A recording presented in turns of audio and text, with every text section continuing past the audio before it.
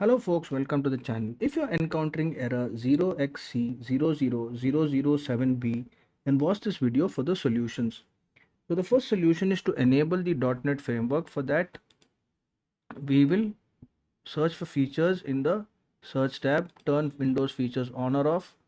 Then we will expand this button .NET framework, click on this, and also we'll need to check this. Now we will go down and we'll make sure both of these are checked. We will click on OK and we will click on let Windows download the files for you. Now it should take some time till the files are downloaded and the .NET framework is enabled.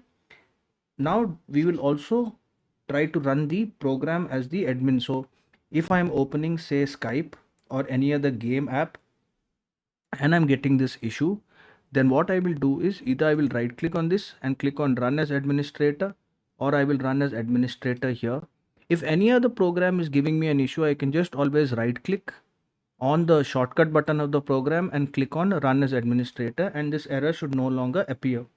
But if it does, then we need to install DirectX. For that, we will search for DirectX download. I prefer using Edge, which gives me a link which is free of any virus or malware. I can be sure of that. But if you're using some other browser, then you can go directly to the website of DirectX and you can click on download. Once it is downloaded, then right click on the installer, run as administrator, and then you need to restart the computer by clicking the start button, the power button, and clicking on restart, and this error should no longer show.